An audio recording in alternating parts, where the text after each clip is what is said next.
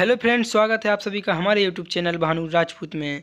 आज का टॉपिक है छत्रपति शिवाजी। आप सभी ने इनके बारे में बहुत कुछ सुना होगा। चलिए अब ऐसी कुछ बातें मैं बताऊंगा जो आपको पता नहीं होंगी। तो महाराज छत्रपति शिवाजी का जन्म 19 फरवरी 1630 शिवनेरी दुर्ग में हुआ था। उनके पिता का नाम सायाजी भोसले तथा माता का नाम जीजाजी बाई था। वो भोसले कुर्मी घराने में जन्मे हुए थे। उनकी संतान संभाजी, राजाराम, राणूबाई आदि थे। इन्होंने 1674 से 1680 तक शासन किया। छत्रपति शिवाजी ने 13 साल की उम्र में ही तोरण के किले पर अधिकार कर लिया। वो बचपन से ही पराक्रमी, तेजस्वी महापुरुष थे। छत्रपति शिवाजी भोसले भारत के एक महान राजा एवं रणनीतिकार थे, जिन्होंने 1674 में पश्चिम भारत में मराठा साम्राज्य की नींव रखी। इसके लिए उन्होंने मुगल साम्राज्य के शासक औरंगजेब से संघर्ष किया। सन 1674 में रायगढ़ में उनका राज्याभिषेक हुआ और वह छत्रपति बने। तत्वदर्शी संत मिला होता तो शिवाजी मोक्ष का मार्ग चुनते। छत्रपति शिवाजी महाराज ने अपने अनुशासित सेना और सुसंगठित प्रशासनिक इकाइयों की सहायता से एक योग्य एवं प्रगतिशील प्रशासन प्रदान किया। उन्होंने समर विद्या में अनेक नवाचार किए तथा छापामार युद्ध, गोरिल्ला वॉरफेयर की नई शैली विकसित की। उन्होंने प्राचीन हिंदू राजनीतिक प्रथाओं तथा दरबारी शिष्टाचारों को पुनर्जीवित किया और मराठी एवं संस्कृत को राजकाज की भाषा बनाया। वे भारतीय स्वाधीनता संग्राम के नायक के रूप में स्मरण किए जाने लगे। बाल गंगाधर तिलक ने राष्ट्रीयता की भावना के विकास के लिए शिवाजी जन्मोत्सव की शुरुआत की।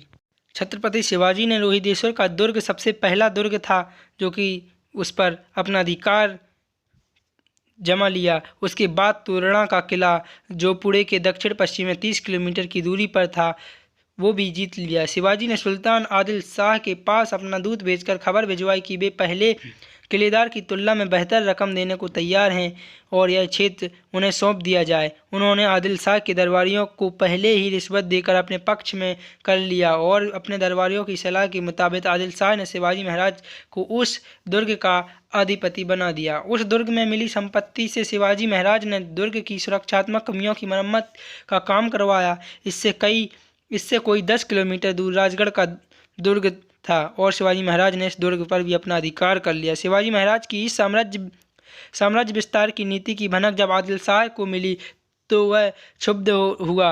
उसने शाहजी राजे को अपने पुत्र को नियंत्रण में रखने को कहा। शिवाजी महाराज ने अपने पिता की परवाह किए बिना अपने पिता के क्षेत्र का प्रबंध अपने हाथों में ले लिया और नियमित लगान बंद कर दिया। राजगढ़ के बाद उन्होंने चाकन के दुर्ग पर अधिकार कर लिया और उसके बाद कोड़ना का दुर्ग पर अधिकार कर लिया। परेशान होकर सब काबिल मिर्जा राजा जयसिंह को भेजकर शिवाजी के 23 किलों पर कब्जा किया। उसने पुरंदर के किले को नष्ट कर दिया। शिवाजी को इस संधि की शर्तों को मानते हुए अपने पुत्र संभाजी को मिर्जा राजा जयसिंह को सौंपना पड़ा। बाद में शिवाजी महाराज के मावला तानाजी मालुसरे ने कोंकड़ा दुर्ग पर कब्जा किया, पर उस युद्ध में वह वीरगति को प्राप्त हुआ। उसकी याद को कोड़ना पर अधिकार करने के बाद उसका नाम सिंहगढ़ रखा। शिवाजी के बीजापुर तथा मुगल दोनों शत्रु थे। उस समय शाहजादा औरंगजेब दक्कन का सूबेदार था। इसी समय 1 नवंबर 1656 को बीजापुर के सुल्तान आदिल शाह की मृत्यु हो गई, जिसके बाद बीजापुर में अराजकता का माहौल पैदा हो गया। इस स्थिति का लाभ उठाकर औरंगजेब ने बीजापुर पर आक्रमण कर दिया और शिवाजी ने औरंगजेब का साथ देने के बजाय उस पर धावा बोल दिया। उसकी सेना ने जुन्नर नगर पर आक्रमण कर ढेर सारी संपत्ति के साथ 200 घोड़े लूट लिए। अहमदनगर से 700 घोड़े, 4 हाथी के अलावा उन्होंने गुंडा तथा रेशन के दुर्ग पर भी लूटमार मचाई। इसके परिणाम स्वरूप औरंगजेब शिवाजी से खफा हो गया और मैत्री वार्ता समाप्त हो गई। शाहजहां के आदेश पर औरंगजेब ने बीजापुर के साथ संधि कर ली और इसी समय शाहजहां बीमार पड़ गया। उसके व्याधिग्रस्त होते ही औरंगजेब उत्तर भारत चला गया और वहां शाहजहां को कैद करने के बाद मुगल साम्राज्य का शाह बन गया।